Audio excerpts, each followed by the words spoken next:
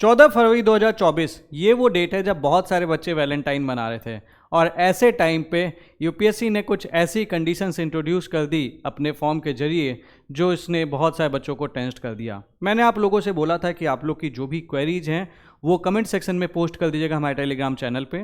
वो सारी क्वेरीज मैं आपसे इस वीडियो में डिस्कस करूँगा। उसके अलावा कई सारे जो फ्यूचर कन्फ्लिक्टिंग चीज़ें हो सकती हैं वो भी मैं आपसे डिस्कस करूँगा ताकि आप इस फॉर्म में गलती ना करें। बिलीव मी, आपके एक मिस्टेक आपको आपका attempt it can cost you. So make sure कि आप इस वीडियो को बहुत ध्यान से देखें और अपने दोस्तों के साथ भी शेयर कर लेना ताकि दूसरे बच्चे भी वो मिस्टेक ना करें। मैं बहुत डिटेल में नहीं जाऊंगा, मैं वही सारी चीज़ें मेनली डिस्कस करूंगा जहां पे आके टेंशन्स होती हैं, डाउट्स होते हैं। आपका चाहे ओबीसी वाला क्राइटेरिया हो कि जो आईटीआर वाली कंडीशंस होती हैं, चाहे ईडब्ल्यूएस वाली हो, चाहे ऐसे क्राइटेरियाज हों लाइक अभी सपोज कल की डेट में प्रेसिडेंट ऑफ इंडिया के द्वारा कोई नोटिफिकेशन जारी किया गया है and that community is now regarded as the SC/ST community, तो क्या वो लोग SC/ST वाला फॉर्म में अपने आप को इंक्लूड कर सकते हैं। बहुत सारी चीज़ें ऐसी जो मैं आपसे इसमें डिस्कस कर लूँगा एंड बेबुनियाद नहीं करूँगा, मैं आपको दिखाऊँगा कि क्यों मैं ये बात बोल रहा हूँ, कहाँ पे ये चीज़ें दी हुई हैं ताकि आपके मन में डाउट्स ना रहें। और वो जो फोटो वाली कंडीशन है जो तुम दाढ़ी रखने की सोच रहे थे फिर सोचते थे बाद में छिलवा देंगे, तो अब टाइम है डिसीजन ले लेने का। इसलिए आप इस वीडियो को बहुत ध्यान से देख लेना क्योंकि शायद हो सकता है कि आपकी वो सारी क्वेरीज एड्रेस हो जाएं। तो देखो ये फॉर्म था एंड इसको मैंने अपने Telegram channel UPSC prelims with Nilesh पे शेयर भी कर रखा है और यहाँ पे मैंने मेन चीज़ें जो एटलीस्ट आपको मिनिमम जितनी ध्यान देनी है उसको मैंने या तो अंडरलाइन कर दिया या तो बोल्ड कर दिया, तो उसे जरूर देख लेना। The commission takes a verification of eligibility condition with reference to original documents only after the candidate has qualified for interview personality test। यानी कि प्रीलिम्स और मेंस के एग्जाम तक आपके डॉक्यूमेंट्स वो वेरीफाई नहीं करेंगे। वो कब वेरीफाई करेंगे? जब आप इंटरव्यू देने जाएंगे, क्योंकि जब हम इंटरव्यू देने जाते हैं उसके बाद आपको एक गोल कमरे के अंदर बैठाया जाता है जहाँ पे आपको एक टीम बना दी जाती है, आपका एक छोटा सा ग्रुप बना दिया जाता है। वहाँ पे आपके सारे डॉक्यूमेंट्स वो लोग चेक करते हैं, तो ये वहाँ पे चेक होता है। तो अभी आपने जो भरा है ठीक है, बट मेक श्योर कि आपके पास उसकी ओरिजिनल कॉपी मौजूद हो। दूसरी चीज़, आप किस तरह से अप्लाई करना है, आपको एक OTR पे रजिस्टर करना पड़ेगा। ऑनलाइन रजिस्ट्रेशन प्लेटफॉर्म जो है उनका OTR has to be registered only once in lifetime. यानी कि अगर आप बार बार सोचोगे रजिस्टर कर लें, ऐसा नहीं पॉसिबल है। एक बार आप रजिस्टर कर सकते हैं और ये किसी भी साल में किसी भी टाइम पे चेंज कर सकते हैं। यहाँ पे एक बच्चे ने सवाल पूछा था, सर मैंने 2025 का एग्ज़ाम दे रही हूँ तो क्या मैं अभी से रजिस्टर कर सकती हूँ? आप कर सकते हैं, बट मेरी सलाह ये है कि 1-2 महीने 3 महीने बाद करना। सारी चीज़ों को देख लो, जो बच्चों ने फॉर्म भर रहे हैं उनकी गलतियों को भी सामने आ जाने दो ताकि आपको भी चीज़ें पता चल जाए। अभी कोई बहुत जल्दबाजी नहीं है। 2024 वाले बच्चों के पास तो ऑप्शन नहीं है। Modification, you can modify it only once in a lifetime after registration at OTR platform. जिंदगी में केवल एक बार अपना OTR आप मॉडिफाई कर पाओगे, तो बहुत ध्यान से OTR भरना। It can attempt you your cost. And कब मॉडिफाई कर सकते हैं? Till expiry of 7 days from the next day after closure of application window. यानी कि 5 तारीख का अगर डेट है तो आप 12 तारीख तक अपना जो OTR है उसमें एडिटिंग कर सकते हैं। तो 7 दिन का टाइम मिलेगा आपको अपने OTR प्रोफाइल में जो भी रजिस्ट्रेशन करना होगा। और एक चीज़ ये ध्यान रखना, अब ये मत करना कि भाई अगर कहीं पे कोई चेंज है, लाइक आपके किसी भी पर्टिकुलर पोर्शन पे कोई चेंज है, फादर्स नेम में या फिर लाइक डेट ऑफ बर्थ या फिर स्टेटस में, अभी आपने ये डाला उसके बाद आप एक एक करके चेंज करने की सोच रहे हो। एक एक करके चेंज मत करना, जो भी चेंजेस हैं वो एक साथ करना, क्योंकि उसके बाद एक बार वो अपडेट हो गया तो फिर वो आप उसमें कुछ कर नहीं पाओगे। तो ये ध्यान रखना। एप्लीकेशन वाला जो फॉर्म है जो आपने भरा, कुछ बच्चों ने फॉर्म पहले ही भर दिया, उसमें दिक्कतें आ गई, फोटोज़ की दिक्कतें आ गई, वो सारी एंट्रीज आप चेंज कर पाओगे कब? जब ये टाइम पीरियड खत्म होगा। यूपीएससी का जो एप्लीकेशन विंडो है वो क्लोज होगा, फिर 6 तारीख से 12 तारीख तक वो विंडो दोबारा ओपन होगा। उस टाइम पे जो भी चेंजेस आप करना चाहते हो अपनी एप्लीकेशन में वो आप चेंज कर सकते हो। अब ये देखो 2 स्टेज प्रोसेस हो गया। पहले आपको OTR में रजिस्टर करना है, उसके बाद एप्लीकेशन आपको फॉर्म भरना है। ठीक है, ये चीज़ ध्यान रखना इस चीज़ को बहुत अच्छे से। You will not be allowed to withdraw their application after the submission of the same. ये चीज़ बहुत सारे बच्चों को टेंशन देता है कि भाई हम विदड्रॉ नहीं कर सकते, तो क्या मेरा फॉर्म भरना एज एन अटेम्प्ट काउंट होगा? The answer is no, unless and until कि आप वहाँ पे जाके फिजिकली प्रेजेंट होकर एग्जाम देते हैं, एक भी अगर आपने पेपर दे दिया तब वो आपका अटेम्प्ट काउंट होगा, otherwise it won't be counted as an attempt. ये चीज़ आप समझ लेना। You will not be allowed to withdraw your application after submission of same. इसका मेन पर्पज ये है कि भैया जो तुमने पैसा दिया है 100 रुपया, वो तुमको वापस नहीं मिलेगा किसी भी कंडीशन में, दैट्स इट। इससे ज़्यादा इसका कोई ज़्यादा सिग्निफिकेंस नहीं है। आपके पास एक फोटो आईडी कार्ड होना चाहिए, Aadhaar card, voter card, PAN card, passport, DL या कोई और photo ID card issued by the state या सेंट्रल गवर्नमेंट। तो ये आईडी जनरली कोई ना कोई सभी के पास होती है, तो फॉर्म भरते वक्त उसकी वो आईडी डिटेल्स मांगेंगे, और ये बहुत संभाल के रखे रहना, क्योंकि जब आप प्रीलिम्स देने जाओगे तो आपसे वो आईडी देखते हैं, मेंस देने जाओगे तो भी देखेंगे, इंटरव्यू के टाइम पे भी वो मैच करते हैं। लास्ट डेट आपकी ये है 5 मार्च 2024 टिल 6 PM। तो मेरी आपको सलाह ये है कि लास्ट डेट को फॉर्म भरने की कोशिश मत करना, बेटर है टाइमली भर लो। करना क्या है, क्यों हमें इतना लेट करना है, एकदम रस में टेंशन में वो करें। हाँ, अपना डिसीजन ले लो, कुछ अगर सर्टिफिकेट होगा वाला इशू है तो थोड़ा सा टाइम ले लो, लेकिन 5 तारीख से पहले ही भर लेना, जरूरी नहीं है कि लास्ट डेट ही भरें, ठीक है। The commission has introduced A 7 time frame of 7 days from the next day of the examination till two 6 PM of the 7th day is fixed. मतलब ये घुमा फिरा की है कि अगर कोई क्वेश्चन होगा गड़बड़ होता है तो आप इस बार रिप्रेजेंटेशन वगैरह दे पाएंगे, बस इतनी सी चीज़ें हैं। मोबाइल वगैरह लेके जाना नहीं, ये सारी चीज़ें आपको पता ही होती हैं। ये बहुत इंपॉर्टेंट चीज़ है, instructions with respect to uploading of photograph while filing the online application form. The photograph uploaded by the candidate should not be more than 10 days old from the start of online application process, ठीक है। अब ये वो कैसे certain करेंगे कि भैया आपका जो एप्लीकेशन है या जो फोटो है वो 10 दिन पुरानी है कि नहीं है, तो वो घुमा फिरा के आपने जो फोटो के साथ जो डेट अटैच करोगे, अब वो उसका फॉर्मेट क्या होना चाहिए वो भी मैं आपको दिखाऊंगा, जो यूपीएससी ने दे रखा है, तो वो भी मैं अभी आपको दिखा दूंगा, क्योंकि इसके लिए बहुत सारे डाउट्स हैं। कुछ लोग ये बोल रहे हैं सर हमें ऐसे जेल वाले आदमी की तरफ खड़ा होकर तो ऐसा नहीं फोटो खिंचवानी है, तो ऐसा नहीं है। मैं आपको दिखा दूंगा, जेल का कैदी बन के नहीं खिंचवानी है, ठीक है। ये चीज़ कैसे सर्टेन करेंगे, वो उसमें जो डेट लिखी होगी वैसे ही वो सर्टेन करेंगे। जो भी आपकी फोटोज आप लगाओगे उसके नीचे जो डेट लोगे वही वो मान के चलेंगे। अच्छा, यहाँ पे बहुत सारे लोगों के दिमाग में डाउट्स हैं, टेंशन है कि भाई वो फोटो कैसे वेरीफाई करेंगे। तो देखो यार, घुमा फिरा के वो एक्सपेक्ट कर रहे हैं कि आप एक मिनिमम एक एथिकली आप अपनी जो भी फोटो वो लेटेस्ट आप यूज करेंगे, एंड आप कोई 2 महीने 3 महीने पहले वाली फोटो यूज नहीं करेंगे। वो आपसे एक्सपेक्ट करते हैं कि आप सच बोल रहे होंगे, क्योंकि it's like trusting your own citizen, सीधा सा है। तो घुमा फिरा के जो फोटो के नीचे जो डेट होगी वही वो फोटो मान के चलेंगे। अब इसमें कुछ कुछ कंडीशंस उन्होंने लगाई है। Ensure that the name of the candidate and the date on which photograph was taken are clearly mentioned on the photograph. और ये कैसे मेंशन करनी है ये मैं भी आपको दिखाता हूँ, इसको लास्ट में दिखाऊंगा। एक मैंने उसका यूपीएससी का फॉर्मेट लेकर रखा हुआ जो उन्होंने दे रखा है, ताकि आपकी ये कन्फ्यूजन ना रहे, क्योंकि इस पर बहुत सारे लोगों के कन्फ्यूजन्स हैं। The candidate face should occupy 3/4 of the space in the photograph, ये चीज़ भी मैं दिखाऊंगा उसमें। The candidate must ensure that their appearance must match with their photograph at the each stage of the examination process at the time of preliminary, mains and interview. For instance, if a candidate uploads a bearded photograph, he must appear with the same look in pre, mains and interview. Same would be case with spectacles, mustache, etc. अच्छा, यहाँ ये चीज़ ने बहुत लोगों को परेशान किया कि भाई अभी हमारी दाढ़ी है मान लो, ठीक है, और अगर हमने दाढ़ी वाली फोटो लगवा दी, हमने बीच में छुलवा ली, तो क्या हम एग्जाम दे पाएंगे कि नहीं दे पाएंगे। ये बहुत सारे डाउट्स हैं और जेन्यून डाउट्स हैं। तो अभी डिसाइड कर लो तुमको दाढ़ी रखनी है कि नहीं रखनी है, ये बहुत ज़्यादा इंपॉर्टेंट है। और इससे रिलेटेड कई सारे डाउट्स उठे हैं। कुछ ने कमेंट किया कि सर क्या गर्ल्स को आईब्रो बनवानी पड़ेगी, कुछ ने कमेंट किया कि सर क्या हम अगर अभी टकले हैं तो उस टाइम पे भी क्या हमें टकले होकर जाना पड़ेगा। तो ये सारे डाउट्स मैं आपको क्वेरीज के दौरान एड्रेस कर लूँगा। बट अगर आप इन सारी स्थितियों से नहीं इन सारी स्थितियों में नहीं है तो दो तीन चीज़ें समझ लीजिए। अगर आप चश्मा पहनने वाले व्यक्ति हैं, ठीक है, इन जनरल बात कर रहा हूँ, एक्सेप्शनल चीज़ें तो मैं एक्सेप्शनल क्वेश्चंस के साथ डिस्कस करूँगा। अगर आप चश्मा पहनते हैं तो फोटो भैया चश्मा पहन के ही खिंचवाना।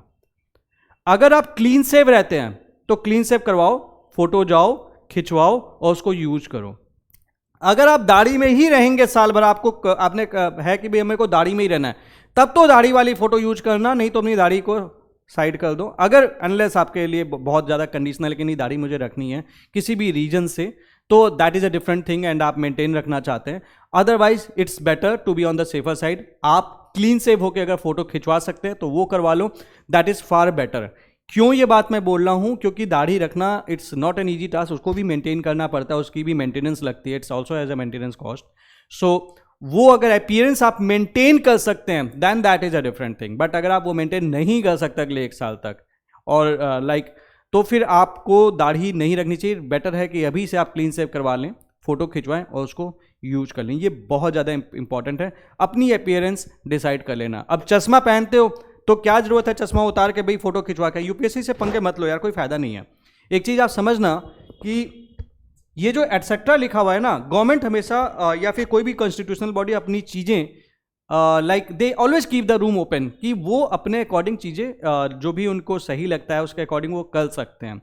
आप उस चीज़ में जाके बहसबाजी करें, उस चीज़ में परेशान हो, टेंशन लें, ये सही सॉल्यूशन नहीं है।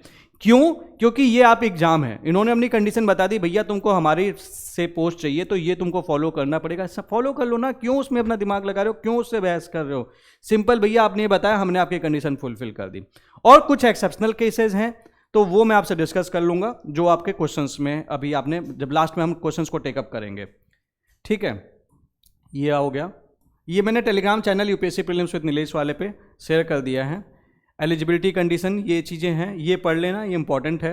ये एक बच्चे ने मुझसे पूछा था, उसका सवाल मैं उठाऊंगा। अच्छा, ये एज लिमिट वाली क्राइटेरिया बहुत लोगों को परेशान करती है। सीधा सीधा लिखा हुआ है कि आपकी उम्र 21 साल कम से कम होनी चाहिए और आपकी उम्र 32 साल को क्रॉस नहीं करनी चाहिए 1 अगस्त 2024 को। इसका मतलब भी इन्होंने एक्सप्लेन कर रखा है, आप 2 अगस्त 1992 से पहले पैदा नहीं होने चाहिए, मिनिमम उम्र 21 साल, और you should not be born later than 1 August 2003। इसके बाद आप पैदा नहीं होने चाहिए, मतलब अगर आप 2004 में पैदा हुए हैं तो आप एलिजिबल नहीं हैं, इसका सीधा सा मतलब है। अब एक चीज़ यहाँ पे आती है एज रिलैक्सेशन वाली बात। एससीज में 5 साल का एक एज रिलैक्सेशन है, ओबीसी में 3 साल का एज रिलैक्सेशन है, एंड समथिंग लाइक दैट अलग अलग कैटेगरी के लिए। मन में बहुत सारे लोगों के सवाल आता है कि यार मेरी डेट किस डेट से काउंट होगी, तो सीधा सा मतलब ये है, देखो 1 अगस्त 2023, 21 साल के तो मिनिमम तुम चाहे ओबीसी हो, चाहे एससी हो, चाहे एसटी हो, चाहे कोई भी हो, सीधी सी बात है 21 साल के तो तुमको होना ही पड़ेगा।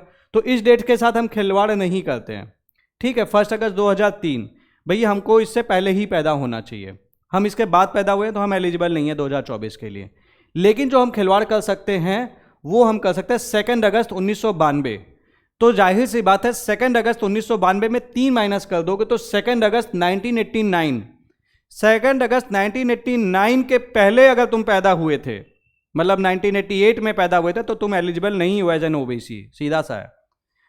तो इसमें -3 कर देना अगर आप ओबीसी हैं, 5 माइनस कर देना अगर आप एससी एसटी हैं या फिर किसी और कैटेगरी में, इसको ऐसे ही रहने देना। तो आप अपनी एज देख लो कि भैया अपनी एज के अकॉर्डिंग आप एलिजिबल हैं कि नहीं। वो आपको जब एज रिलैक्सेशन वाली चीज़ें मांगते हैं तब वो पूछते हैं, ठीक है। ये सीधे सीधे सारी चीज़ें लिखी हुई हैं, ये इंपॉर्टेंट है। The date of birth accepted by the commission is that which is entered in the secondary school certificate और मैट्रिकुलेशन और in a certificate recognised by Indian university as equivalent to matriculation or in an extract form from the registrar of matriculates maintained by the university। मतलब घुमा फिरा के जो तुम्हारे 10वीं का सर्टिफिकेट है जो रिकॉग्नाइज्ड यूनिवर्सिटी से इश्यूड है एटसेट्रा, वही तुम्हारी डेट ऑफ बर्थ है। मतलब आपके अगर आधार में डेट ऑफ बर्थ डिफरेंट है तो वो इंपॉर्टेंट नहीं है, 10th की date of birth that is जो आपकी वो डेट ऑफ बर्थ मानेंगे, सीधा सा है, ठीक है। अब आप ये होरोस्कोप और बोलना सर मैं एफिडेविट लेके आ गया हूँ, ये सब काउंट नहीं होगा, सीधा सीधा लिखा हुआ है। Birth extract from municipal corporation service record, ठीक है, ये सब एक्सेप्ट नहीं होगा। जो एक्सेप्ट होगा ये इन्होंने लिख दिया है, ठीक। Once a date of birth has been submitted by them in the application form and entered in the records of the commission for the purpose of admission to the exam, कोई change ये allow नहीं करेंगे, ठीक है। और at any examination, और खाली UPSC के लिए नहीं, अगर तुमने कभी दूसरे एग्जाम जो यूपीएससी का था उसमें भी फॉर्म भरोगे, क्योंकि ओटीआर की मदद से ही तो तुम फॉर्म भरोगे अलग अलग, तो आपकी डेट ऑफ बर्थ में आप चेंज नहीं कर पाओगे। तो बहुत सोच समझ के डेट ऑफ बर्थ डालना। मिनिमम एजुकेशनल क्वालिफिकेशन, ठीक है। ये यहाँ पे कई लोग कहते हैं सर मैं अभी फाइनल ईयर में हूँ तो मैं क्या वो एग्जाम दे सकता हूँ यूपीएससी का, मेरा डिग्री नहीं मिला है तो क्या मैं वो एग्जाम दे सकता हूँ? तो ये उसका जवाब है, candidate who has appeared at the qualifying examination the passing of which would render them educationally qualified by the commission's examination but have not been informed of the result as also the candidate who intend to appear as such qualifying examination will also be eligible. तो आप eligible हैं, final year में आप eligible हैं। All candidates who are declared qualified by the Commission for taking the Civil Services main examination will be required to produce proof of passing the requisite qualifying examination along with their application for the main exam, failing which। तो ये आपको भाई बात जब पास हो गए तो आपको उसका प्रूफ दे देना, फाइनल ईयर में है, और आपका जो भी डेट्स हैं वो उसमें मेंशन कर देंगे, वो आपको घुमा फिरा के अलाउ करेंगे, आप एग्जाम दे सकते हैं। घुमा फिरा के ये चार चीज़ इतना ही कह रहा है। ये प्रूफ ऑफ पासिंग, ये exam it should have been issued latest by closing date of detailed application form 1 of the mains examination. समझ रहे हैं, मतलब आप एग्जाम पास कर चुके हैं। अब इसका मतलब ये नहीं कि आपको डिग्री इश्यू हुई है कि नहीं हुई है, क्योंकि कई सारे कॉलेज वाले डिग्री बाद में देते हैं। बट अगर वो आपका एग्जाम वगैरह हो गया है and you are declared as passed before the last date of DAF1, जब मेंस के टाइम पे डैफ भरते हो उसकी जो लास्ट कट ऑफ डेट है उससे पहले अगर उन्होंने आपको पास डिक्लेयर कर दिया है तो वो सफिशिएंट है आपको इस एग्जाम के लिए एलिजिबल बनाने के लिए। इसीलिए फाइनल ईयर वाले घुमा फिरा के एग्जाम दे पाते हैं। ठीक है, तो ये चीज डाउट हट गया। ये देखो अटेम्प्ट काउंट कैसे होता है। An attempt at the preliminary examination will be deemed as an attempt at the civil service examination. मतलब तुम प्रेजेंट हो, अगर तुमने फॉर्म भरा एग्जाम नहीं दिया तो आपका वो अटेम्प्ट काउंट नहीं होगा।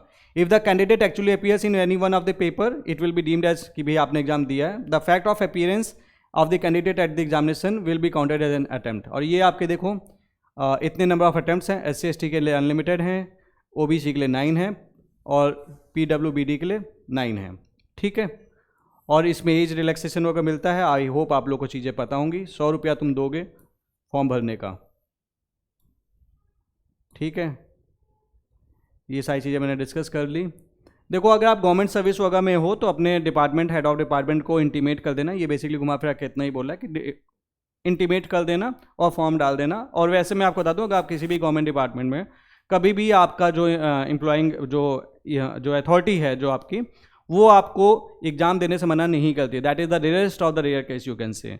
सारे डिपार्टमेंट्स UPSC की रिस्पेक्ट रखते हैं एंड आपको कभी नहीं रोकते अनलेस आप कुछ ग्रॉस आपका कुछ पंगा हो एंड एटसेट्रा। वो सारी चीज़ें होती नहीं है यार। ठीक है, तो घुमा फिरा के simply intimate then that you are filling the form, that's it. इतना सा है, ये चीज़ समझ लेना। Candidate appearing in civil service preliminary exam will be required to indicate information such as detail of centre for civil services main examination and IFOS, optional subject to be declared in the examination, medium of examination for optional subject if he or she choose any. ठीक है, तो घुमा फिरा के ये कह रहा है कि भैया अगर तुम प्री का एग्जाम दे रहे हो तो तुमको मेंस के एग्जामिनेशन का सेंटर भी चुनना पड़ेगा। तुम बाद में चेंज नहीं कर सकते। अगर तुमने दिल्ली डाल दिया तो तुम्हारा दिल्ली ही रहेगा, चेंज नहीं होगा। तुम बोलोगे नहीं अभी तो हम यहाँ पे हम नहीं देना चाहते, वहाँ से नहीं जाके देना चाहते, तो वो सारी चीज़ें इंटरटेन नहीं करेंगे। ऑप्शनल सब्जेक्ट अभी चुन लो। ठीक है, अब ऑप्शनल सब्जेक्ट बहुत सारे बच्चे ऐसे भी होंगे जिनका रेडी नहीं होगा। तो यार देखो मैं पर्सनली सोशियोलॉजी को पसंद करता हूँ, मैंने खुद इसको 69 डेज में पूरा किया था। कुछ भी नहीं तैयार है तो सोशियोलॉजी एक ऐसा सब्जेक्ट है जो तैयार किया जा सकता है लीस्ट टाइम में, but take it at your own risk, it work for me. तो अगर तैयार नहीं है and you are tensed with your optional, तो मैं तो उस ऑप्शनल को सपोर्ट करता हूँ। You can call me biased, it's okay, but उसने मेरी बहुत हेल्प की थी। मेरा मानना ये कि इस ऑप्शनल को तो बहुत अच्छे से पूरा किया जा सकता है। बट अगेन ये डिसीजन आप अपने हिसाब से ले लीजिए, चुन के सोच समझ के ऑप्शनल सब्जेक्ट को आप चुनना। Medium of examination for civil services main examination, ठीक है, ये मीडियम आपको चुन लेना है ढंग से। भैया इंग्लिश मीडियम में लिख रहे हो तो इंग्लिश मीडियम, हिंदी मीडियम है तो हिंदी मीडियम, अपने ऑप्शनल का मीडियम हिंदी में लिखना है, इंग्लिश में लिखना है।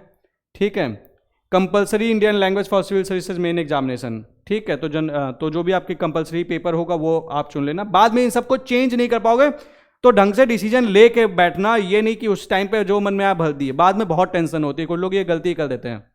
ये देख लीजिए, candidate are not required to submit alongside with the application any certificate in support of their claims regarding age, educational qualification, schedule caste, schedule tribe, other backward classes, economically weaker section, persons with benchmark disability etcetera, which will be verified at the time of main examination only. तो ये बाद में verify करेंगे, पहले verify इनको करना नहीं है। ठीक है, तो ये अभी आप इसकी टेंशन ना लें, लेकिन मेक श्योर कि आप सही भरें। घुमा फिरा के इतनी मेहनत करने के बाद तुम्हारा प्री हो गया, मेंस हो गया और फिर जाकर तुम छट गए तो क्या फ़ायदा। ठीक है, तो ये सारी चीज़ें हैं। ऑनलाइन एप्लीकेशन फॉर्म इस डेट तक आप भर सकते हो 5 मार्च 2024 तक, बट मेरी सलाह ये है कि फरवरी में ही भर दो, लास्ट टाइम पे रस होता है, टेंशन होती है, वो मत करना।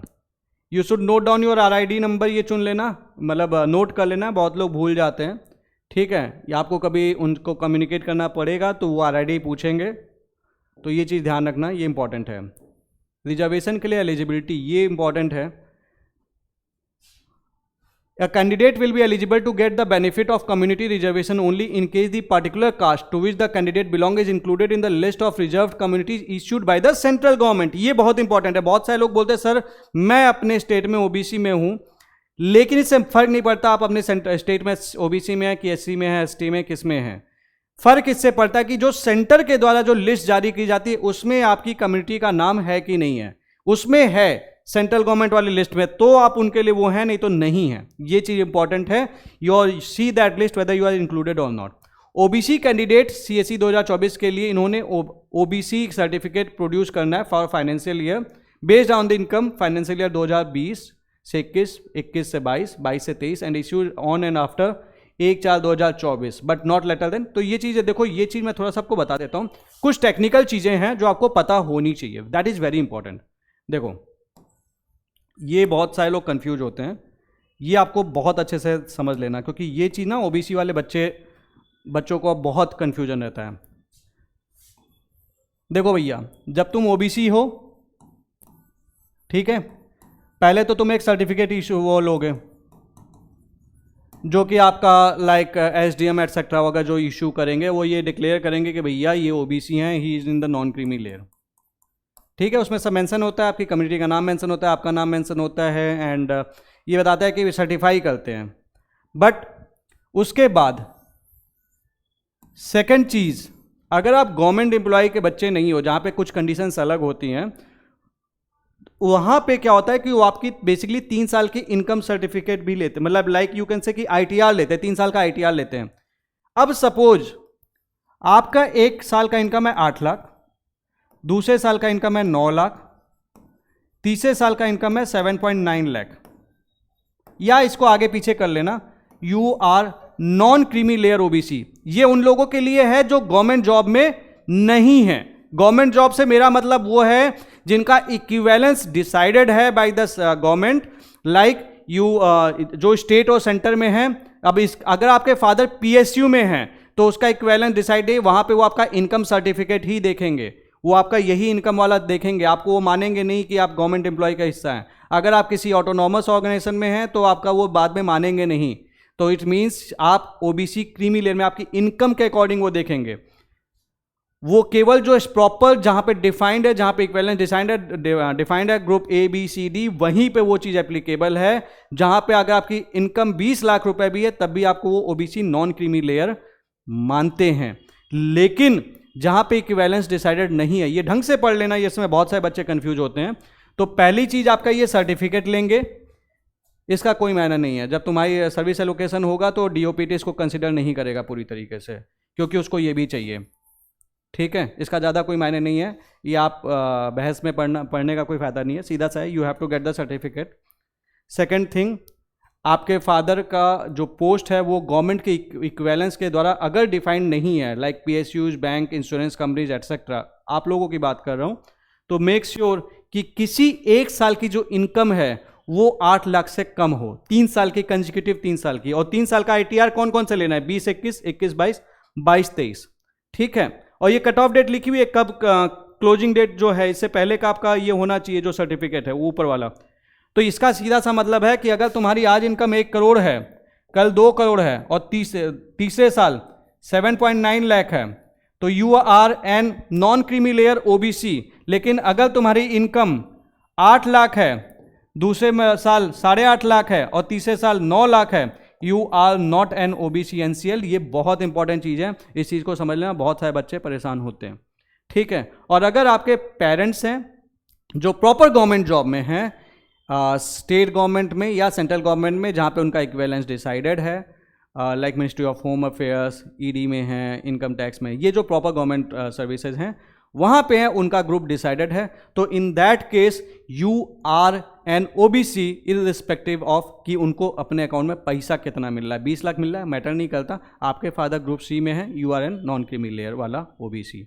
ठीक है, इस पे फिर भी डाउट होंगे, you can post in the comment section, मैं आपको जवाब दे दूंगा, क्योंकि इस पे बहुत कन्फ्यूजन्स होते हैं। हर साल कई बच्चों को सर्विस एलोकेशन नहीं होता है, सारी दिक्कतें होती हैं, तो ये चीज़ बहुत ध्यान से समझ लेना। और बहुत सारे बच्चे सोचते रहते हैं कि वो ओबीसी नॉन क्रीमी लेयर में, एक्चुअली वो गवर्नमेंट उसको कंसिडर नहीं करती है, तो ये चीज़ आपको ये चीज़ समझनी पड़ेगी। A candidate will be eligible to get the benefit of economic weaker section only in case the candidate meets the criteria issued by the central government. और आपके पास इनकम एंड एसेट सर्टिफिकेट होना चाहिए based on the income for the financial year of 2022-23। और ये date कब की होनी चाहिए, इशूड, ये पूछ रहे थे बहुत सारे बच्चे कि कब इश्यू होना चाहिए, इशूड ऑन आफ्टर 1/4/2023 के बाद इश्यू होना चाहिए और 5 मार्च से पहले का होना चाहिए। तो मतलब अगर तुम बोलोगे कि भैया हमने 1 मार्च 2023 का इशूड है तो चलेगा, नहीं चलेगा, इस डेट से इस डेट के बीच में होना चाहिए।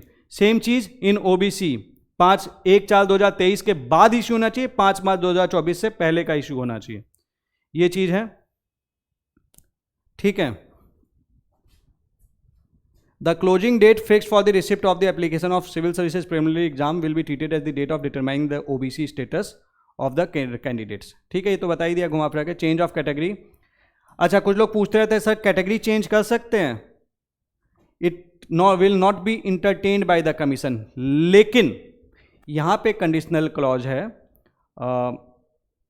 वेट अ सेकंड,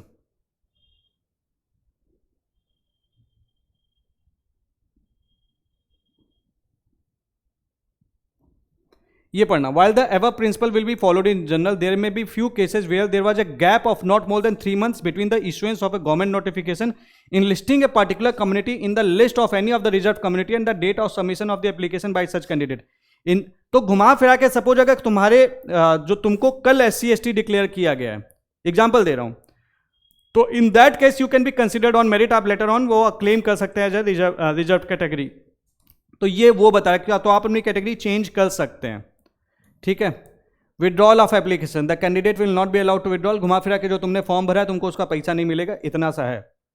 ठीक है, आपका जेपीजी फॉर्मेट में होना चाहिए, आपकी फोटोज वगैरह 300 KB से लेके 20 KB, कुछ बच्चे साइज भी पूछ रहे थे कि भाई क्या साइज होना चाहिए, तो बता दिया फोटो का size.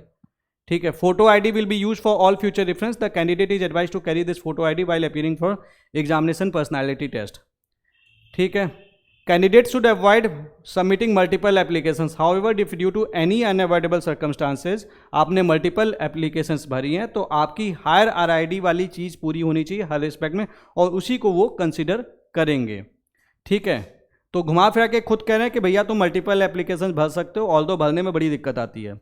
In case of multiple application the candidate with higher RID shall be entertained by the commission and fees paid against one RID shall not be adjusted any other RID।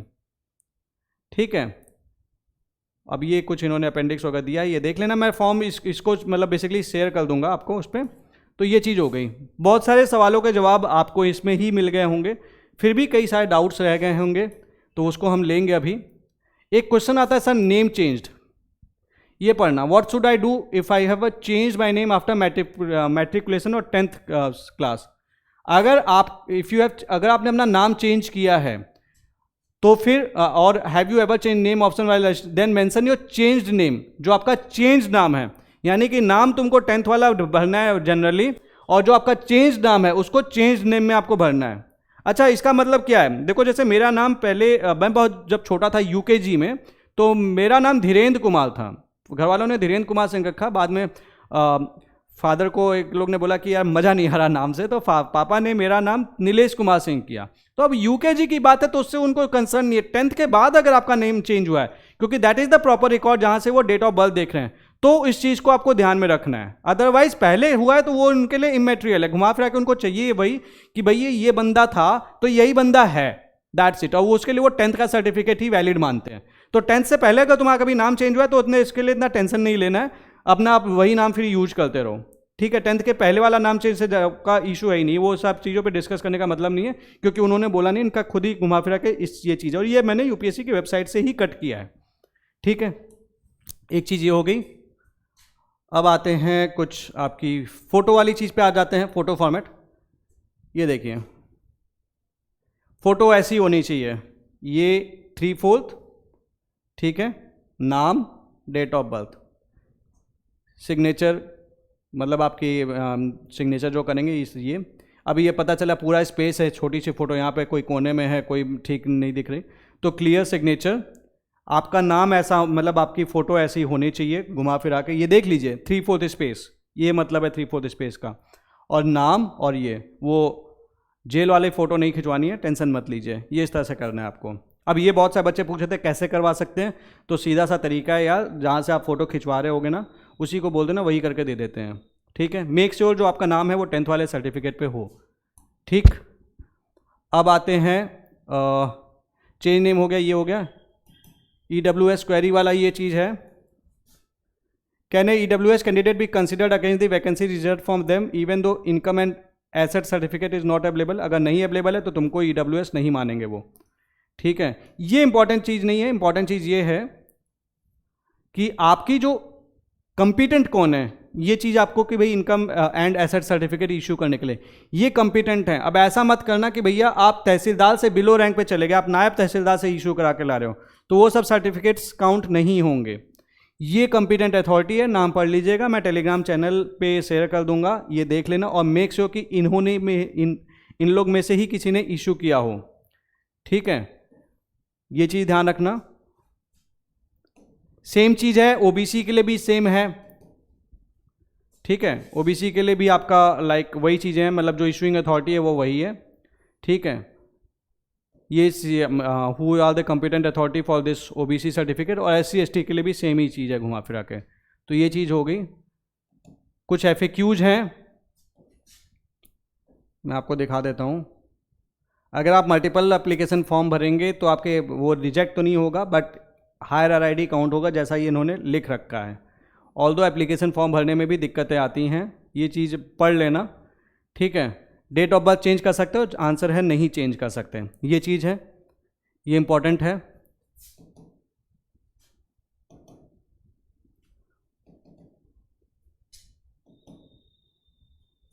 ठीक है, ये तो number of attempts ये मैंने आपसे discuss कर ही लिया। Okay, photo format discuss कर लिया। अच्छा, जब तुम फॉर्म भरोगे ना, तो ये देखो, जब तुम फॉर्म भरने जाओगे, वेट अ सेकेंड, ये देखा देता हूँ आपको इन जनरल, मतलब समझ लेना आप, ये चीज़ आएंगी।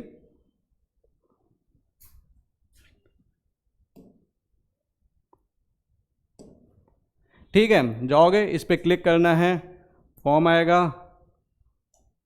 उसके बाद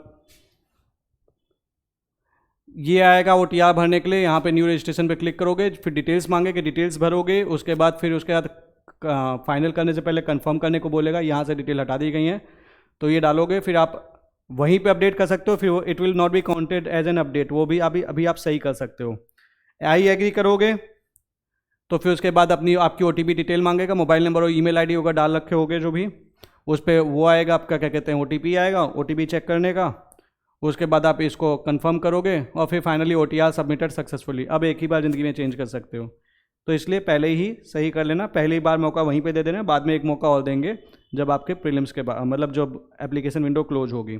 उसके बाद फिर से जब आप क्या कहते हैं, अच्छा, ये जो OTR वगैरह वाली चीज़ें होंगी, तो आप जब वहाँ दोबारा लॉगिन करोगे तो आपके पास जेंडर चेंज या फिर जो भी माइनॉरिटी स्टेटस चेंज ये सब करने का ऑप्शन आएगा, टिक करोगे तो चेंज करने का ऑप्शन दे देंगे।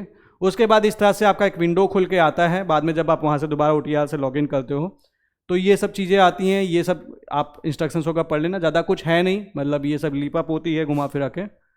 ठीक है, उसके बाद आप आओगे यहाँ पे रजिस्ट्रेशन करने के लिए, आप यहाँ से क्लिक करोगे, click here for part 1 update और एडिट OTR प्रोफाइल।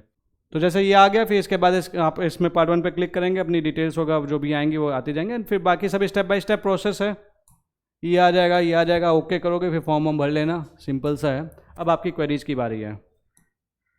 ठीक है, क्वेरी कहाँ गई आपकी, या queries for the future officers, ये सारे क्वेश्चंस हैं। सर्टिफिकेट वैलिडिटी ऑफ OBC, मेरा OBC सर्टिफिकेट का डेट 15/2/2023 से वैलिड होगा, सीधा सा लिखा हुआ है भैया, 5 मार्च 2024 तक इशू होना चाहिए, या फिर 1/4/2023 के बाद। तो भैया 15/2/2023 है, आपका ओबीसी सर्टिफिकेट वैलिड नहीं है, आपको नया बनवाना पड़ेगा। ठीक है। OBC certificate of April 2022 valid है, इस डेट से इस डेट तक देख लो, नहीं है, वैलिड नहीं है। What about OBC non creamy layer certificate, कब तक का डेट का इश्यू होना चाहिए, ये क्लियर कर दीजिए भैया। 1 अप्रैल 2023 से लेके 5 मार्च 2024 तक के बीच का होना चाहिए। सर मेरा ओबीसी सर्टिफिकेट इशू हुआ था फरवरी 2023, तो आपको नया बनवाना पड़ेगा, सीधा सा है। सर ओबीसी एनसीएल की लास्ट डेट क्या होनी चाहिए, बिफोर नोटिफिकेशन या before last date of form filling? Before last date of form filling, क्योंकि 5 March last date of form filling है। ठीक है, ये क्वेश्चंस के आपके डाउट्स हो गए। कुछ क्वेरीज थी इनकम सर्टिफिकेट 2023-24 का, फिर ये लेटेस्ट 3 ईयर्स का काइंडली क्लैरिफाई। तो देखिए ओबीसी में क्या होता है, बहुत सारे लोग ओबीसी हैं but they belong to the creamy layer, और कुछ लोग हैं जो नॉन क्रीमी लेयर हैं। तो नॉन क्रीमी लेयर वाली चीज़ों को वेरीफाई करने के लिए वो इनकम मांगते हैं। ऑल्दो गवर्नमेंट, जैसा मैंने एक्सप्लेन किया, गवर्नमेंट एम्प्लॉयज़ के केस में वो काउंट नहीं होता है, जो प्रॉपर गवर्नमेंट एम्प्लॉयज़ हैं या फिर जहाँ पे इक्विवेलेंस डिसाइडेड है। Otherwise the thing is that कि आपसे वो घुमा फिरा के वो तो लेते ही हैं, साथ में आपका इनकम सर्टिफिकेट भी लेते हैं, जहां पे 3 साल की कंजिक्यूटिव इनकम, ध्यान देना मेरी बातों को, 3 साल की कंजिक्यूटिव इनकम में एटलीस्ट किसी एक साल की इनकम 8 लाख से नीचे होनी चाहिए। यानी कि मेरी इनकम थी कल की डेट में 50 करोड़, परसों मेरी इनकम थी लेट से 7.9 लाख, और उसके बाद 500 करोड़, तो ये 7.9 lakh I am an non creamy layer वाला बच्चा। लेकिन अगर मेरी इनकम 8 लाख, 8.5 लाख, 9 लाख थी, तीनों कंजिक्यूटिव ईयर्स में मेरी इनकम 8 लाख से ऊपर थी, मैं क्रीमी लेयर वाला हूं। ओबीसी तो मैं तब भी रहूंगा, लेकिन मैं फिर क्रीमी लेयर में आ जाऊंगा। ये चीज है, इस चीज के लिए वो चेक करते हैं, कोई एक साल की इनकम 8 लाख से नीचे होनी चाहिए, तभी आप नॉन क्रीमी लेयर में कंसीडर करेंगे। और वो चीज वो कैसे चेक करेंगे, वो आपके आईटीआर से चेक करेंगे, if you are filing the ITR. ठीक है, तो this is the thing. OBC NCL बनवाने के लिए 3 कंसेक्यूटिव फाइन, तो आपको 2 चीज़ों की जरूरत है। एक तो जो वो सर्टिफिकेट वो लोग इशू करते हैं, लाइक एसडीएम एंड तहसीलदार के ऊपर के रैंक के जो ऑफिसर्स हैं। दूसरी चीज़ जो वो आपसे मांगते हैं, वो आपकी इनकम सर्टिफिकेट वाली चीज़ें मांगते हैं। ठीक है, वो घुमा फिरा के आईटीआर ही मांगते हैं आपसे, और अगर आपने आईटीआर नहीं भरते हैं तो जो भी उसके करस्पॉन्डिंग सर्टिफिकेट्स हो गए हैं। ठीक है sir, I have OBC latest but notification says 3 financial year. Is it okay? Yes, it is okay. I don't know anyone and preparing in isolation. So yes, it is okay. घुमा फिरा के you can mention कि भाई हम ITR नहीं भरते हैं, and accordingly जो भी सर्टिफिकेट्स वगैरह लगते हैं वो आप भर सकते हैं। Sir OBC non creamy layer certificate UPSC format में अपलोड करना होगा या ऐसे जो ऑनलाइन बनवाए? देखिए जो ऑनलाइन है वो एक्सेप्ट कर लेते हैं, कोई उसमें इशू नहीं है, क्योंकि घुमा फिरा के वो भी it's becoming very closer to the आपके यूपीएससी वाला। उसके अलावा जो भी वो इशू करते हैं वो उसका एक नंबर होता है जिससे वो वहीं पे वेरीफाई कर लेते हैं, आपको उसमें परेशान होने वाली कोई बात नहीं है। Sir as per the NCBC notification this children of the central government employees will have separate criteria other than income criteria for OBC reservation, and मेरे father has been promoted to group A officer at the age of 42। ठीक है, and he joined as the group C officer, will I be eligible for non creamy layer? Yes you will be, मतलब आप eligible हैं NCL के, क्योंकि आपके father group A officer बने 42 की उम्र के बाद, और उन्होंने as a group C officer join किया था। इवन आपके फादर का 40 साल की उम्र के पहले भी अगर ये बन जाता, मतलब लाइक होते, तो भी क्योंकि आपने ज्वाइन ग्रुप सी में किया था, आपने वो कंडीशन में भी नहीं ध्यान दिया होगा, तो भी आप नॉन क्रीमी लेयर में ही आते हैं। As 7th paragraph says even the children whose parents have been promoted to group A before 40 are eligible for NCL. अच्छा है, तो if the join in group C D, ठीक है, तो हाँ, तो सीधा सीधा लिखा तो है। सर मेरे फादर बीएसएफ में, और ये सारी चीज़ें हैं, तो देखो आप बेसिकली घुमा फिरा के नॉन क्रीमी लेयर में होगा, आपका भी गवर्नमेंट एम्प्लॉय वाला कंसिडरेशन होगा। ठीक है sir, can कुनबी Maratha category who have received the OBC status in January 2024 in Maharashtra apply for OBC category? देखो आप ये चीज़ चेक कर लेना कि सेंट्रल लिस्ट में नाम है कि नहीं है, ये इंपॉर्टेंट है। सेंट्रल लिस्ट में नाम है या फिर आ गया है, एंड जो भी चीज़ें हैं, तो जो मैंने भी दिखाया था आपको कि विद इन द 3 मंथ्स में अगर वो सारी चीज़ें हुई हैं तो आप उसके लिए लेटर ऑन कैटेगरी चेंज के लिए अप्लाई कर सकते हैं। तो ओबीसी वाला FAQ है जो मैं आपको शेयर कर दूंगा चैनल पे, तो आप उसमें देख लेना। उसमें कंडीशनल क्लॉज है, क्योंकि this is an exceptional situation, क्योंकि अभी इनको इंट्रोड्यूस किया गया है, but it should not be as per the state, it should be as per the centre. ठीक है, hello sir, I have doubt regarding OBC certificate, I am not able to understand the meaning of the sentence that certificate based upon the income for the financial year this. ये मैंने बता दिया, just discuss किया। I considered OBC certificate at caste certificate, then how it is link to income status. देखिए OBC में सिर्फ cast नहीं, आपकी इनकम भी देखी जाती है, इसलिए तो कास्ट तो वो डिफाइन कर देंगे, नॉन क्रीमी लेयर भी दे देंगे, बाद में डीओपीटी रिजेक्ट कर देगा, आपको सर्विस एलोकेशन नहीं करेगा। तो आपकी इनकम भी साथ ही साथ अकॉर्डिंगली होनी चाहिए, जो आप डिक्लेरेशन करेंगे वो मान के आपका सारा कुछ हो जाएगा, बाद में पंगे होंगे। So this is the thing. तो दो चीज़ों की ज़रूरत पड़ती है आपके, एक इनकम सर्टिफिकेट वाली जो आपकी 8 लाख से 3 कंसेक्यूटिव ईयर में किसी एक साल में 8 लाख से नीचे ज़रूर होनी चाहिए, प्लस आपकी ये चीज़ें, और गवर्नमेंट एम्प्लॉय है तो उसकी कंडीशंस अलग है। So we are coming under OBC non-creamy layer and it is also certified by the government. This how it is linked with income status. तो वही मैंने बताया, ठीक है, कि ये चीज़ जो है, भले आपके पास एक सर्टिफिकेट है, लेकिन जब आप डीओपीटी में जाओगे तो सर्टिफिकेट की कोई बहुत ज़्यादा वैल्यू नहीं है, आपकी वो इनकम वाली चीज़ ही देखेंगे। तो ये चीज़ समझ लेना, इसमें अपना दिमाग मत लगाना, कोई फ़ायदा नहीं है, बहस करते रह जाओगे, कोई नहीं सुनने वाला। दो चीज़ समझ लो, एक आपका इनकम जो आपका जो सर्टिफिकेट इशू होगा, दूसरी चीज़ अगर आप गवर्नमेंट एम्प्लॉय नहीं हैं या फिर जहाँ पे इक्विवेलेंट डिफाइंड नहीं है, तो आपको जो भी कंसिडरेशन मिलेगा वो आपकी इनकम के बेसिस पे ही कंसिडरेशन मिलेगा, और वो इनकम में 3 कंसेक्यूटिव साल में, एक साल की इनकम 8 लाख से नीचे होगी तभी, या तो तीनों साल के नीचे हो बात अलग है, या किसी एक साल की 8 लाख के नीचे होगी तो ही you are in OBC non creamy layer. EWS question, EWS certificate April 2023 में बन चुका है, डाल सकते हैं क्या? ये डेट देख लीजिए, यहाँ पे भी डेट वही है 5 मार्च 2024 और 1 अप्रैल 2023। तो अप्रैल 2023 में बना है, 1 अप्रैल 2023 के बाद का बना होगा आई होप, तो आप डेफिनेटली डाल सकते हैं। सर ईडब्ल्यूएस सर्टिफिकेट के बारे में बताओ, कट ऑफ डेट प्लीज़। ये कट ऑफ डेट है, एक ये और ये।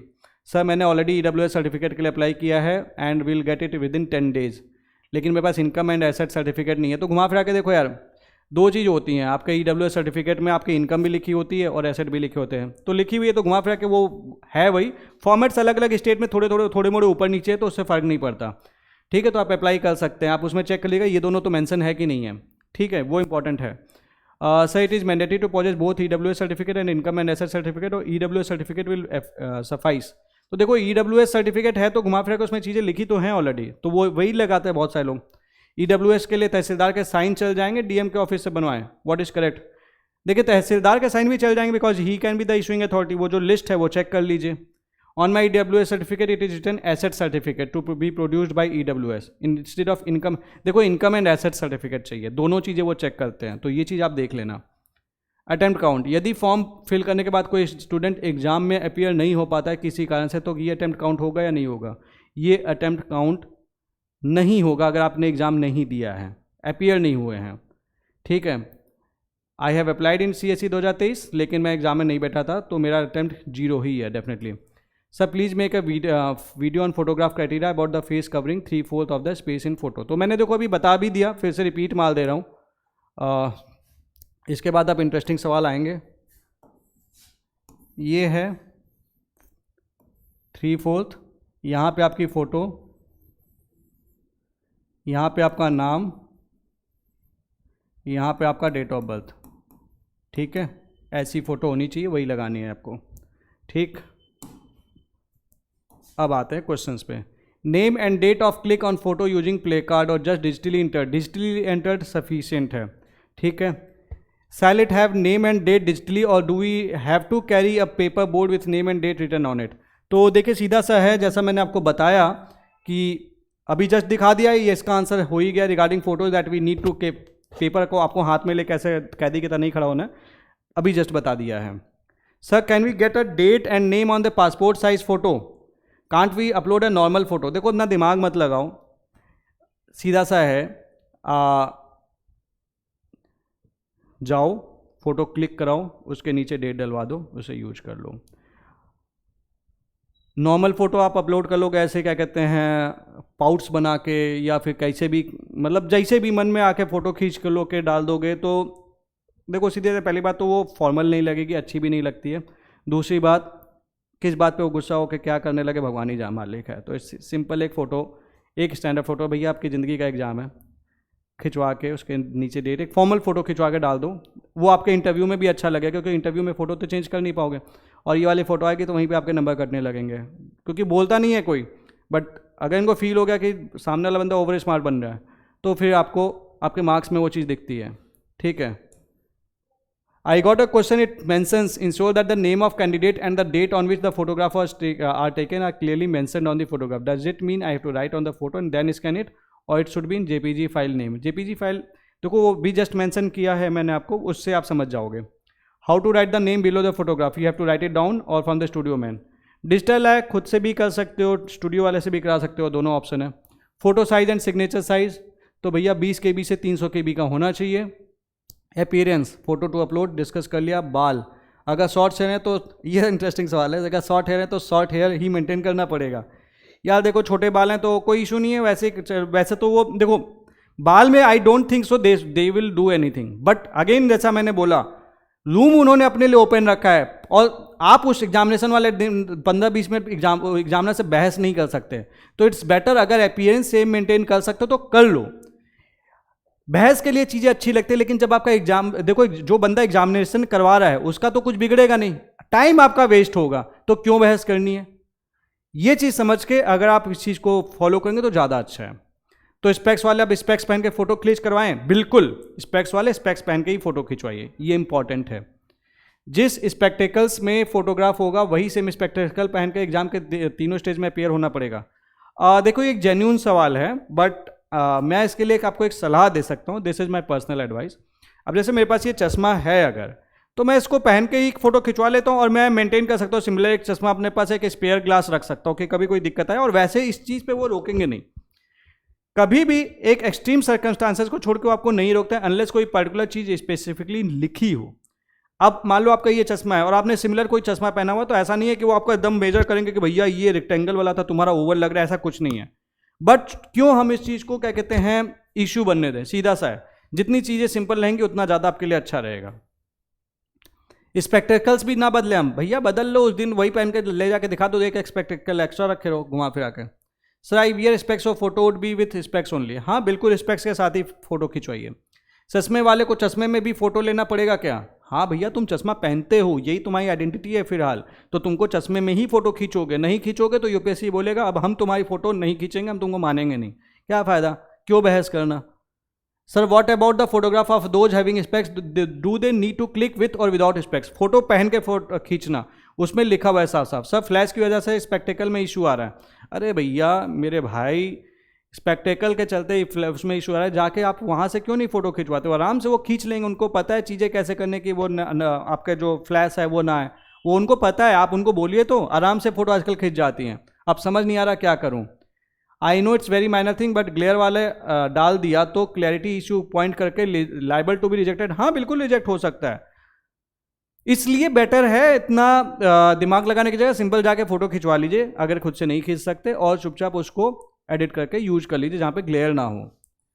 Are we expected to wear the same spectacle in all the stages of examination, ऐसा कोई नहीं लिखा हुआ है। देखो यार बट चीज़ें सिमिलर तो रखी जा सकती है ना, जैसे अगर मैं इस टाइप का चश्मा पहना हूँ फुल वाला तो मैं कोशिश करूँगा कि मैं वैसा ही पहन लूँ, ठीक है, ऐसा कुछ लिखा नहीं हुआ है। और जनरली इस चीज़ पे वो कभी आपको रोकेंगे भी नहीं इंटरव्यू देने से, लेकिन आपका दिमाग जरूर खराब कर देंगे, कर सकते हैं, तो हम उनको मौका ही क्यों दे अपना मूड ऑफ, क्योंकि देखो सीधी चाहते वो एक इतना ऑलरेडी प्रेशर होता है, उस पर आके कोई बहस करने लगे यार ये वो तुम भी बोला कि हट, दिमाग खराब हो जाता है, सभी का होता है यार, तो काहे चक्कर में पड़ रहे हो, सीधा सा है।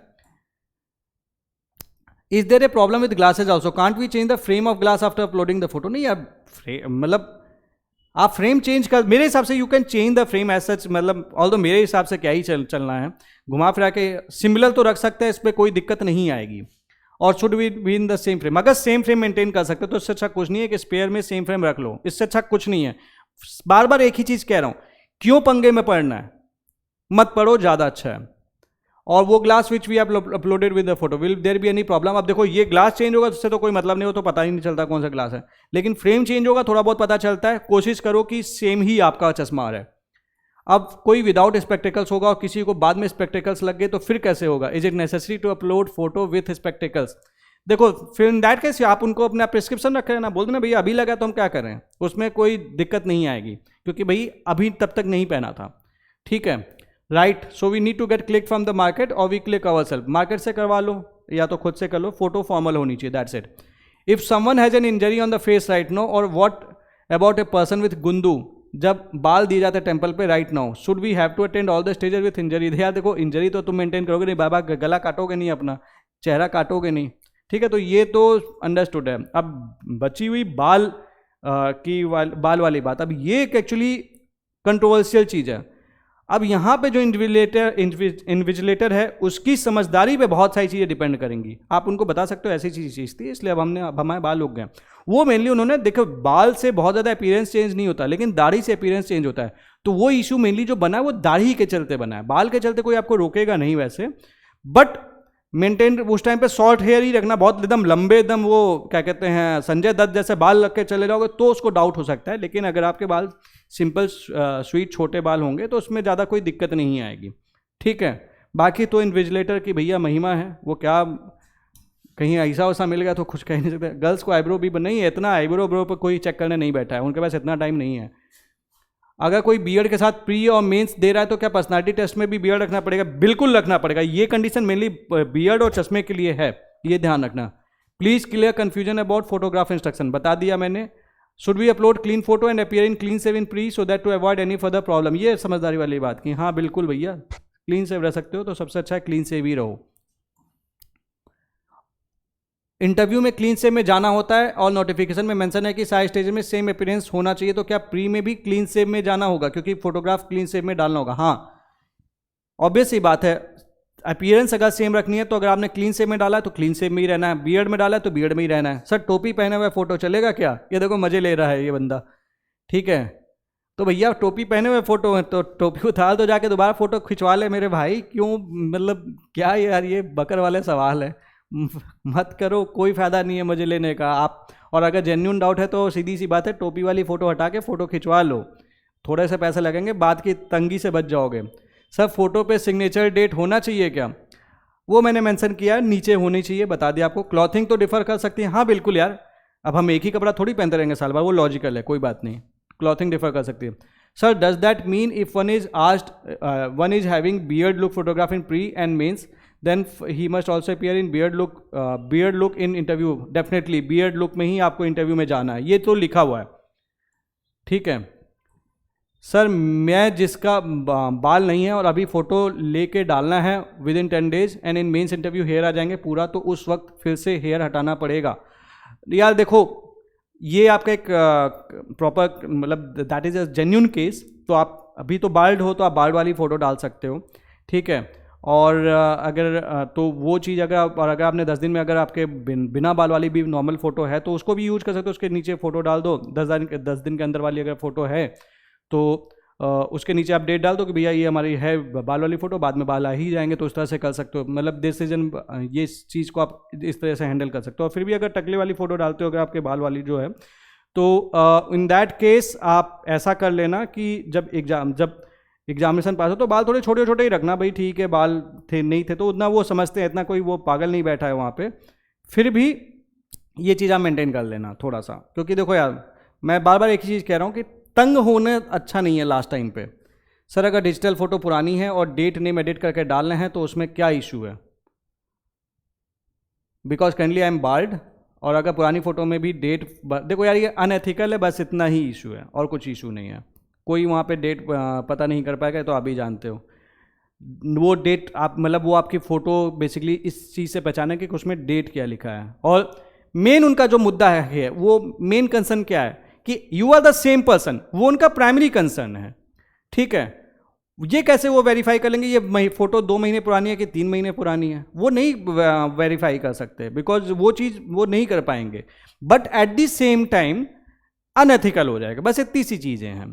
तो why are doing the unethical? बाकी तो भैया आप खुद समझदार हो, ठीक है। मॉडिफिकेशन इन एप्लीकेशन, तो घुमा फिरा के आपके फोटो के नीचे आपको डेट डालनी है, and this is the thing.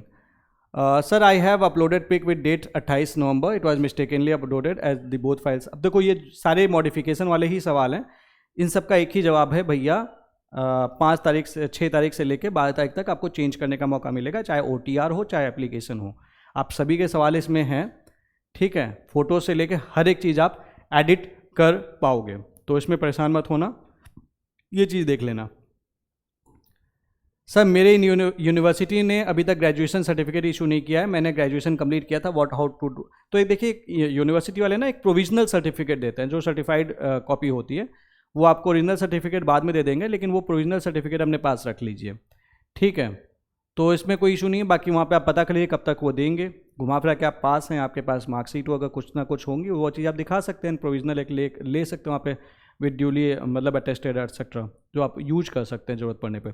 Sir what about the photograph for those having specs, दो तो ये तो मैंने डिस्कस कर लिया, ठीक है। And the people who have already an OTR profile made earlier, do they need to make the changes to it और नॉट। देखो OTR में तो फोटो मांगता ही नहीं है, वो तो एप्लीकेशन फॉर्म में मांगता है, तो दोनों अलग अलग चीज़ें हैं। Sir how UPSC will check the time period of the taken photo in case anyone using 3 month old photo, how will they justify।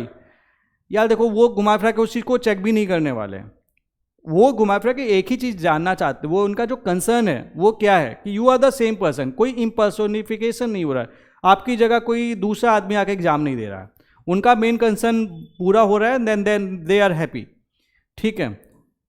बाकी वो अनएथिकल है, थोड़ा सा अनएथिकल वाली चीज़ें कि यार तुमने कुछ अनएथिकल कर दिया, वो एक्सपेक्ट करते हैं कि भाई आप सच अच्छा काम करोगे, सही काम करोगे, दैट्स इट, ठीक है। ओके तो ये चीज़ नेम चेंज वाला मैंने बता ही दिया था, I change the spelling of my name, added once before class 10th, तो बिफोर क्लास 10th है तो घुमा फिरा के 10th में जो नाम है वही आपका एक्चुअल नाम है, उससे कोई मतलब नहीं है, क्योंकि इन्होंने जो भी यहाँ पे मेंशन किया वो 10th क्लास के बाद नाम चेंज करने की बात कही है। तो 10th तक अगर आपका जो नाम है 10th के सर्टिफिकेट में उससे पहले अगर चेंज हुआ है तो उसके लिए हेडेक लेने की जरूरत नहीं है। ये चीज़ पढ़ लीजिए, ये UPSC की वेबसाइट से ही निकाला है मैंने। तो आपको भैया आपका जो नाम है 10th में और वही अगर आधार में है वही आपका नाम है, कोई टेंशन मत लिया, क्योंकि आपने 10th के पहले नाम चेंज किया था, ठीक है।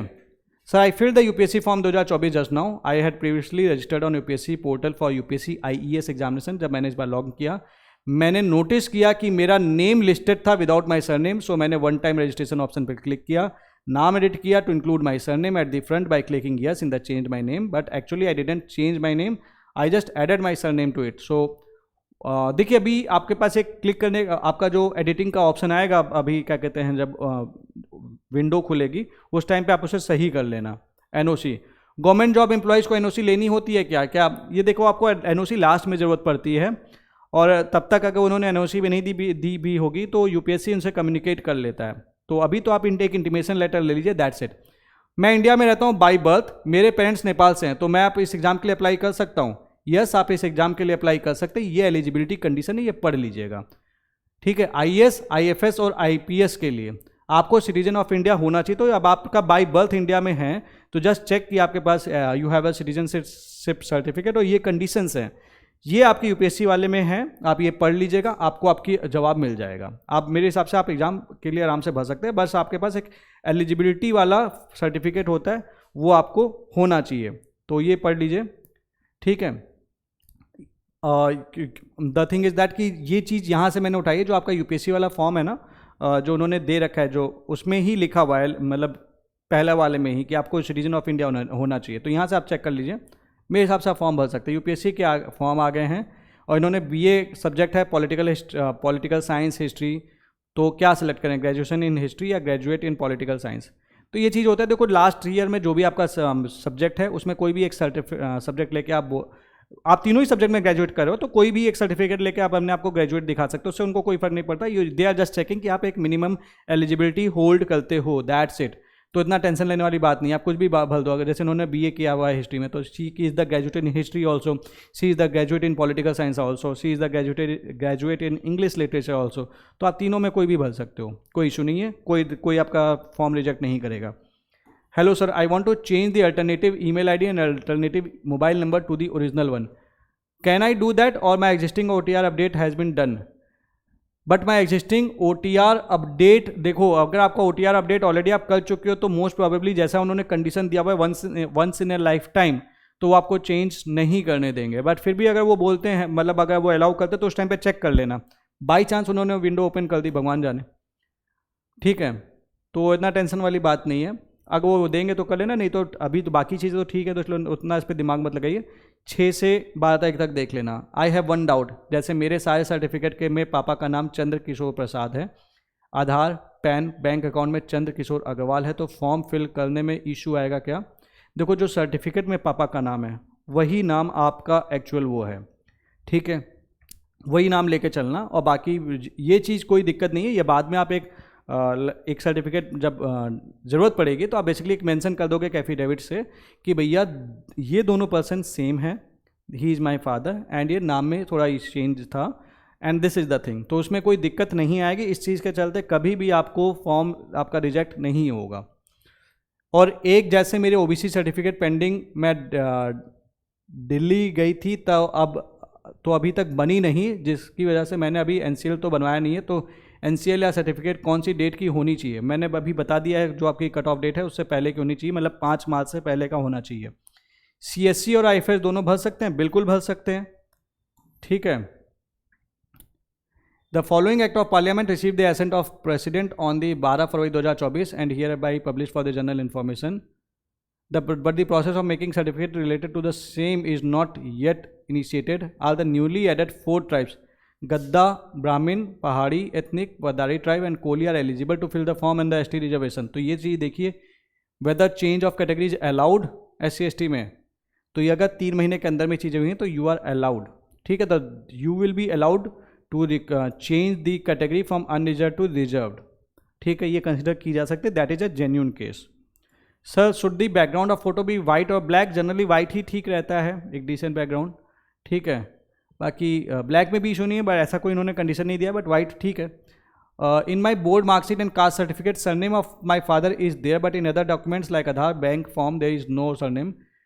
देखिए कोई प्रॉब्लमेटिक नहीं आएगा, घुमा फिरा के जो आपके बोर्ड की मार्कशीट है और कास्ट सर्टिफिकेट है उस पर जो नाम लिखा है वो आप यूज करना, लेकिन ठीक है, इसमें कोई दिक्कत नहीं आएगी। वही चीज़ है सर्टिफिकेट, वो बाद में एफिडेविट पे आप मेंशन कर देंगे अगर वो मांगते हैं कि भाई ये both the persons are my same and they are my, he is my father, this is the thing. ये बहुत सारे लोगों के में होता है, इस चीज़ के चलते कभी भी आपका फॉर्म रिजेक्ट नहीं होगा। Sir in graduation too we have to mention undergraduate or postgraduate. Obviously you are undergraduate, postgraduate थोड़ी हैं आप, पीजी है, दैट इज़ वो ग्रेजुएशन के बाद का स्टेज है, ठीक है। What is the rule to type father and mother's name? Shall we type it with surname or only initials are okay? देखिए फादर्स नेम और देखिए सरनेम जब अलग से वो मांगते हैं तो लिखता है अलग से सरनेम, वो 2-3 कॉलम में, बट अगर नहीं है तो घुमा फिरा के जब आप फादर का नाम लिख रहे हैं तो पूरा नाम लिखते हैं, मदर्स का नाम लिखते हैं तो पूरा नाम लिखते हैं, इनिशियल नहीं लिखते हैं। I completed my PG and degree certificate मिला नहीं है तो then I go only with graduation और पीजी। डिग्री सर्टिफिकेट नहीं मिला है मैटर नहीं करता, आपने कंप्लीट किया है ना, एंड वो भी आपको इशू हो ही जाएगा, तो आप यू आर मतलब पोस्ट ग्रेजुएट तो आप हैं ही हैं। Sir can I directly fill the IFOS form without filling the IAS? हाँ बिल्कुल आप भर सकते हैं, और वो अटैम्प्ट IAS के लिए काउंट नहीं होगा, वो अटैम्प्ट नहीं काउंट होगा क्योंकि आप IFOS का फॉर्म भर रहे हैं, ये ध्यान रखें, ठीक है। Is digitally signed OBC NCL certificate by SDM valid? बिल्कुल वैलिड है, डिजिटल इंडिया है, there is no seal on it. वो ऑब्वियसली बात है, वो सील तो कहाँ से होगी, वो तो डिजिटली वेरीफाइड लिखा होता है उसमें। And have OBC another certificate with seal and signature of SDM but it's handwritten. तो देखो यार डिजिटली साइंड भी वैलिड है और हाथ से लिखा हुआ भी वैलिड है, घुमा फिरा के उसके सर्टिफिकेट नंबर से चीज़ें काउंट होती हैं। सर मेरा OTR मिस्टेक है माइनॉरिटी स्टेटस में, हाउ कैन आई रेक्टिफाई? 6 से 12 के बीच में dates. I want to correct my OTR detail but I gave 3 attempt previously, so is it permitted to correct my information now? हाँ बिल्कुल आप अभी वो ऑप्शन देंगे, देखो 6 से 12 के बीच में आपको वो मिल जाएगा। OTR में क्या देखो कुछ माइनर वाइनर चेंजेस होंगे तो वो तो फ़ोन नंबर हो गया, ईमेल आईडी हो गया, अब फादर्स नेम चेंज होता नहीं है, डेट ऑफ बर्थ चेंज होता नहीं है, घुमा फिरा के, ठीक है। और जो भी चेंजेज अलाउड हैं वो आपको देंगे, वो आपको 6 से 12 के बीच में एग्जैक्ट पता चल जाएगा, अभी अपना फिर इसलिए टेंशन मत लीजिए, ठीक है। सर SC का स्टेट सर्टिफिकेट से फॉर्म फिल कर सकते हैं? बिल्कुल नहीं, सेंटर का बनवाना पड़ेगा आपको, ऑप्शन नहीं है आपके पास। Sir I wish to appear in UPSC CSC exam in 2025, when should I fill the OTR platform? Is it now or after publication of CSC 2025 notification? देखिए OTR तो आप कभी भी भर सकते हो पूरे साल भर, तो अभी तुरंत भरने की जगह ना अभी 10-15 नई कंडीशंस आई हैं, नई प्रॉब्लम इश्यूज आपको पता चलेंगे, 1 आध महीने रुक जाइए उसके बाद भर लेना, ठीक है, ताकि कोई दिक्कत हो कुछ भी हो तो आपको एग्जैक्टली सामने उसे पता चल जाए as per the experience. If we give prelims of forest services then attempt for prelims of civil services will also be counted? नहीं, सिविल सर्विसेज का अटेम्प्ट अलग है, IFOS का अटेम्प्ट अलग, बट आपको मेंशन करना पड़ेगा कि you are applying for both, you are applying for only forest services or you are applying for prelims वाला। तो जब बोथ के लिए करेंगे तो दोनों के अटेम्प्ट काउंट, मतलब वो अटेम्प्ट एक तरह से काउंट होंगे। अगर आप एक के लिए करेंगे तो एक का ही काउंट होगा, सीधा सा। My address in Aadhaar as well as other ID jobs cards is old not updated, though I have applied for the updation in Aadhaar as well as voter ID, but none of them have updated. One time rejected, second time applied, but not done till yet. Will UPSC reject my form if I have mentioned different address from my ID cards? नहीं, देखो आपका एक genuine case है, इस चीज़ सिर्फ address के basis पे UPSC आपका फॉर्म कभी भी रिजेक्ट नहीं करता है। बट जब पुलिस वेरिफिकेशन वगैरह होती है तो दे वेरीफाई कि भाई आपने जो एड्रेस दिया करेक्ट है कि नहीं, तो वहाँ पे एटलीस्ट अगल बगल वाले लोग ये तो बता पाएंगे कि भाई हाँ ये रहते थे, that is why it was there. तो उसमें कोई बहुत बड़ा इशू नहीं। If you are the same person, तो इन सब चीज़ों के चलते, ये सब छोटी मोटी चीज़ें जो हमारे को टेंशन दे देती है, इन चीज़ों के चलते कभी आपका फॉर्म रिजेक्ट नहीं होगा। हैव पेन लेकिन फोटो अप टू मार्क नहीं, it means it's covering the space outside from the desired area. देखो मैं आपको सजेस्ट करूँगा एक बार दिखा देना फोटो। ऐसे तो अगर पेन पे जो मैंशनड है, जो फोटो है उससे कोई दिक्कत नहीं है, वो तो आपके ID कार्ड वाली फोटो है ना, आपको यहाँ पे दो दूसरी फोटो यूज करनी है, तो इसमें ये आई बिलीव इसमें उतना टेंशन वाली बात नहीं है। Sir I lost my EWS original certificate but I picture of it on my phone, what to do? देखिए जो भी इशूइंग अथॉरिटी है उनसे उनकी वेरीफाइड कॉपी निकलवा लीजिए, सिंपल सा है, आपके पास सर्टिफिकेट नंबर तो है ही। Sir for already working as government employ just need to submit undertaking that they have applied for UPSC and intimation to the head of department. हाँ यही करना है, आपको इंटीमेशन देना है।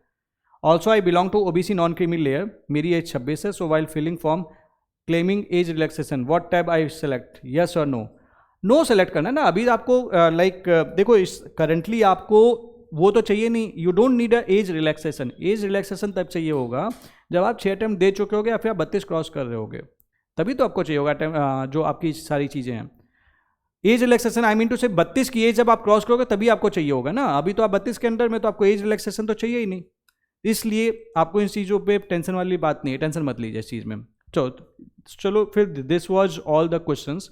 आई होप मैंने एड्रेस किया हो। कुछ भी फिर भी डाउट रहता है, मान लो मैंने जो बताया या कोई भी क्वेरी रह जाती है, कमेंट सेक्शन में पोस्ट कर देना, मैं हर उस क्वेरी का ध्यान रखूंगा जो भी क्वेरी इसमें पोस्ट होगी। देखो टेलीग्राम में क्या होता है ना, कई बार क्वेरीज मिक्सअप हो जाती हैं, तो वो मैं देख नहीं पाता बहुत सारी क्वेरीज, और अगर आपकी कोई क्वेरी छूट गई होगी आप कमेंट सेक्शन में पोस्ट कर देना, मैं उसका जवाब ध्यान रखूंगा क्योंकि आपका फॉर्म है।